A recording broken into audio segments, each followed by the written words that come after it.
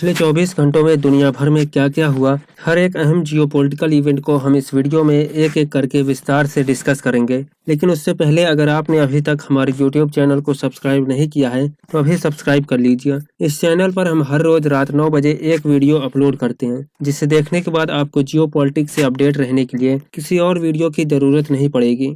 सबसे पहले बात करते हैं ट्रंप के बोर्ड ऑफ पीस प्लान को लेकर। डोनाल्ड ट्रंप ने स्विट्जरलैंड के दावोस में वर्ल्ड इकोनॉमिक फोरम के इतर बोर्ड ऑफ पीस का ऑफिशियल इनॉग्रेशन किया। इसमें 19 देश शामिल थे जिन्होंने बोर्ड ऑफ पीस में शामिल होने के लिए इसके चार्टर पर सिग्नेचर किए। इसमें Argentina, Armenia, Azerbaijan, Bulgaria, Hungary, Indonesia, Kazakhstan, Pakistan, Paraguay, Uzbekistan, Bahrain, Jordan, Morocco, Qatar, Saudi Arabia, तुर्की, यूएई, मंगोलिया जैसे 19 देश शामिल हैं।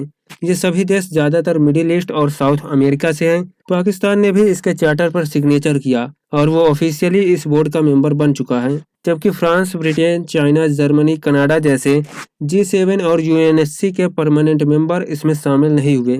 भारत भी उन 60 देशों में शामिल था जिन्हें इस बोर्ड में शामिल होने का इनविटेशन मिला था, लेकिन भारत इसमें शामिल नहीं हुआ। मोस्ट प्रोबेबली पाकिस्तान की मौजूदगी और जिस तरह ट्रंप पाकिस्तान को तवज्जो दे रहे हैं उस कारण से बोर्ड की अस्पष्ट भूमिका और प्रमुख सहयोगियों फ्रांस, ब्रिटेन, चाइना, रूस की अनुपस्थिति के कारण इंडिया ने भी बोर्ड ऑफ पीस के इनॉग्रेशन सेरेमनी में जाने से सतर्कता बरती है। नेक्स्ट अपडेट पुतिन, ट्रंप और जेलेंस्की की फर्स्ट ट्राइलेटरल मीटिंग से रिलेटेड है। जहां आप स्काई न्यूज की हेडलाइन देख सकते हैं, Russia to join peace talks with Ukraine and US for first time. यह peace talks United Arab Emirates की कैपिटल सिटी अबू धाबी में ऑर्गेनाइज की जाएगी। यहाँ इन तीनों राष्ट्राध्यक्ष के प्रतिनिधि मिलेंगे। इसमें यूक्रेन की ओर से नेशनल सिक्योरिटी और डिफेंस काउंसिल के हेड रुस्तम उमेरोव और जेलेंस्की के chief of staff Kyrylo Budanov, रूस की ओर से जनरल इगोर कोस्ट्यूकोव और अमेरिका की ओर से ट्रंप के शांति दूत स्टीव विटकॉफ और दामाद जेरेड कुशनर शामिल होंगे। यहाँ एक बात नोटिस करने वाली है, ट्रंप इंटरनेशनल इश्यूज में भी अपनी फैमिली को इन्वॉल्व कर रहे हैं। अमेरिकी इंटरेस्ट से पहले वो अपने पर्सनल इंटरेस्ट को ज्यादा इंपॉर्टेंस दे रहे हैं। कतर ने $400 मिलियन का प्लान दिया तो उससे डिफेंस डील साइन कर ली। पाकिस्तान ने ट्रंप परिवार की crypto currency company world liberty financial में निवेश किया तो पाकिस्तान के लिए ट्रंप ने इंडिया से भी रिश्ते खराब कर लिए। खैर, अगला अपडेट देखते हैं। पुतिन ने कहा वो $1 बिलियन बोर्ड ऑफ पीस को डोनेट करेंगे अगर अमेरिका उनके एसेट्स को अनफ्रीज कर देगा। यहाँ आप CNN की हेडलाइन देख सकते हैं, Putin says he could donate $1 billion to Trump's board of peace if US unfreezes Russian assets. जब रशिया और यूक्रेन की वॉर स्टार्ट हुई थी तब अमेरिका और यूरोपियन यूनियन ने रशिया के बहुत सारे एसेट्स फ्रीज कर दिए थे, जिसमें अमेरिका ने $5 बिलियन के रशियन एसेट फ्रीज किए थे। और ट्रंप इतना ग्रेडी इंसान है कि वो $1 बिलियन के लालच में रशियन एसेट्स को अनफ्रीज भी कर सकता है। लेकिन आप जानकर हैरान रह जाएंगे कि सबसे ज्यादा रशियन एसेट्स को यूरोपियन यूनियन ने फ्रीज कर रखा है, जिसकी वैल्यू अराउंड $350 बिलियन है। ये पाकिस्तान की टोटल जीडीपी से भी ज्यादा है। मतलब पाकिस्तान की जितनी जीडीपी नहीं है उससे ज्यादा रशियन एसेट्स यूरोपियन यूनियन ने फ्रीज कर रखे हैं। यहाँ आप उन कंट्रीज की लिस्ट देख सकते हैं जिन्होंने रशियन एसेट्स को फ्रीज कर रखा है। इसमें बेल्जियम ने सबसे ज्यादा $210 बिलियन के रशियन एसेट्स फ्रीज किए हैं। नेक्स्ट अपडेट कनाडा से है। कनाडा ने जो किया वो भी यूएस की नेबरिंग कंट्री होकर उसके लिए बहुत गट्स की जरूरत होती है। मार्क कार्ने ने डावोस में चल रहे वर्ल्ड इकोनॉमिक फोरम में कुछ ऐसा बोला कि डायरेक्ट ट्रंप की ईगो को हर्ट कर दिया, जिससे ट्रंप ने कनाडा के बोर्ड ऑफ पीस के इनविटेशन को ही रद्द कर दिया। ट्रंप ने ट्रुथ सोशल पर पोस्ट में लिखा, dear prime minister Carney, please let this letter serve to represent that the board of peace is withdrawing its invitation to you regarding Canada's joining what will be the most prestigious board of leaders ever assembled at any time। अभी तक क्या हो रहा था, हर देश America के सामने झुक जा रहा था। किसी ने स्पाइन नहीं दिखाई यूएस के सामने खड़े होने की। ट्रंप ने धमकी देकर Japan, Qatar, Saudi, Taiwan, even European union सबसे अपने अनुसार ट्रेड डील साइन करवाई। वेनेजुएला कब्जा लिया, किसी देश ने कुछ नहीं कहा। अभी ग्रीनलैंड, क्यूबा और इंडियन ओशियन में डियागो गार्सिया एनेक्स करने की बात कर रहा है। मतलब ट्रंप को पता चल गया कि वेनेजुएला अनेक्स करने के बाद उसे रोकने वाला कोई नहीं है। लेकिन कनाडा ने जो हिम्मत दिखाई वो बाकी देशों को भी दिखानी चाहिए। बोर्ड ऑफ पीस में शामिल होने का मतलब है ट्रंप के ईगो को सर्व करना। बाकी कंट्रीज जितना ट्रंप के ईगो को सर्व करेंगी उसका एरोगेंस उतना बढ़ता जाएगा। बाकी आप लोग कमेंट में बताएं इंडिया को बोर्ड ऑफ पीस में शामिल होना चाहिए या नहीं। मार्क कार्ने ने क्या कहा था जिसके बाद ये सारा इशू शुरू हुआ। बेसिकली कैनेडियन प्राइम मिनिस्टर ने कहा, Canada doesn't live because of the United States, Canada thrives because we are Canadian. इसके पहले ट्रंप ने कहा था Canada lives because of the US, मतलब कनाडा अमेरिका के बिना सर्वाइव ही नहीं कर सकता। और ये पहली बार नहीं है, ट्रंप इसके पहले भी कह चुका है कि यूएस इस प्लेनेट यानी पृथ्वी का इकोनॉमिक इंजन है। मतलब एरोगेंस कहो या ईगो ट्रंप के अंदर अलग ही स्तर का है। नेक्स्ट अपडेट, इंडिया के विकसित भारत 2047 मिशन की ओर से एक इम्पोर्टेंट स्टेप है। रिसेंटली हुआ क्या, इंडिया ने अपना खुद का ग्लोबल रैंकिंग सिस्टम लॉन्च किया है। अभी तक रैंकिंग सिस्टम में यूएस और यूके या दूसरे यूरोपियन कंट्रीज की मोनोपोली थी। अब इंडिया ने उसे चैलेंज किया है। ये कंट्रीज इन रैंकिंग सिस्टम्स का इस्तेमाल दूसरे देशों की इमेज खराब करने में करती थी। बेसिकली इनके टारगेट पर इंडिया, चाइना और रूस होते थे।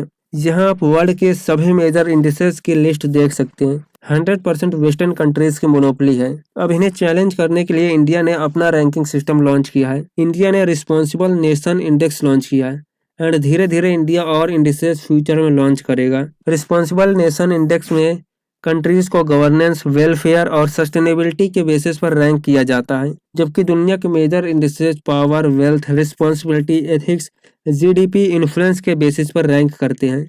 रिस्पॉन्सिबल नेशन इंडेक्स में इंडिया को ग्लोबली 16वें नंबर पर रैंक किया गया है, जबकि सिंगापुर, स्विट्जरलैंड और डेनमार्क को फर्स्ट, सेकेंड और थर्ड पोजीशन पर, और यूएसए को 66 और चाइना को 68 नंबर पर। इसके अलावा चाइना ने भी कई ग्लोबल रैंकिंग इंडेक्स लॉन्च कर रखे हैं, जिसमें global innovation index most popular है।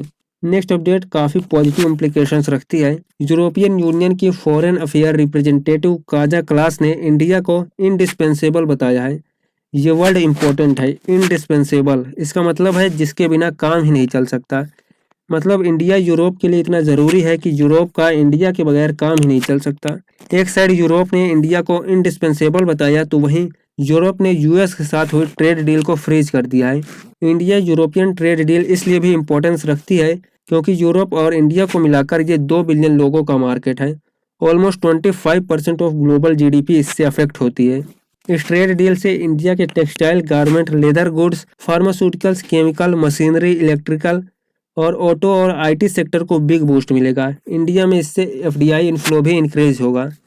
नेक्स्ट अपडेट क्या है कि गवर्नमेंट ऑफ इंडिया ने 2027 की जनगणना को लेकर तय कर दिया है कि हर घर और हर इंसान से क्या क्या जानकारी ली जाएगी, और इसकी notification the gadget of India में भी जारी कर दी गई है। इस बार जनगणना में सिर्फ ये जानने के लिए नहीं होगी कि देश में कितने लोग रहते हैं, बल्कि यह भी देखा जाएगा कि लोग कैसे रहते हैं और उनके पास कौन कौन सी सुविधाएं हैं। आपसे पूछा जाएगा कि आपका घर पक्का है या कच्चा, खुद का है या किराए का, घर में कितने कमरे हैं और परिवार में कितने लोग रहते हैं। आपकी कास्ट कैटेगरी भी पूछी जाएगी। इसके अलावा पीने का पानी, बिजली, शौचालय, नाली या ड्रेनेज जैसी बेसिक सुविधाओं के बारे में भी सवाल होंगे। खाना बनाने में आप लकड़ी, कोयला या गैस का इस्तेमाल करते हैं और एलपीजी या पीएनजी कनेक्शन है या नहीं, ये भी पूछा जाएगा। डिजिटल चीज़ों में इंटरनेट है या नहीं, टीवी, रेडियो, लैपटॉप या कंप्यूटर है या नहीं, और घर में कितने मोबाइल या स्मार्टफोन हैं, इसकी जानकारी ली जाएगी।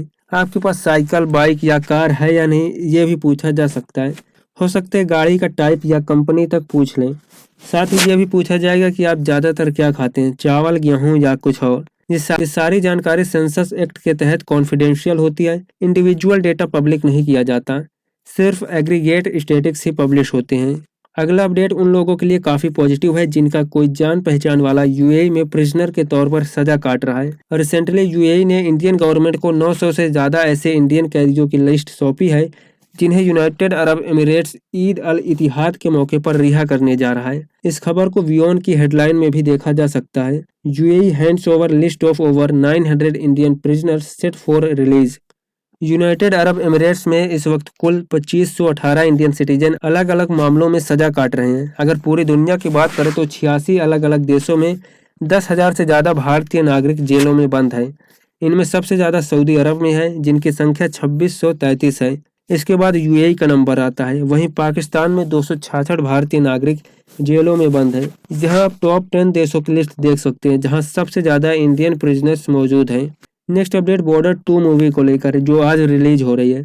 इसे 6 मुस्लिम देशों ने बैन कर दिया है, जस्ट लाइक धुरंधर।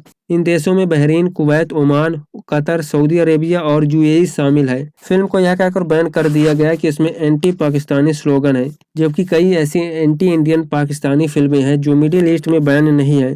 तो दोस्तों आज के वीडियो में बस इतना ही। अगर आपको यह एनालिसिस पसंद आया हो तो वीडियो को लाइक करें, चैनल को सब्सक्राइब करें और इस वीडियो को उन लोगों के साथ शेयर करें जो जियो पॉलिटिक्स में इंटरेस्ट रखते हैं।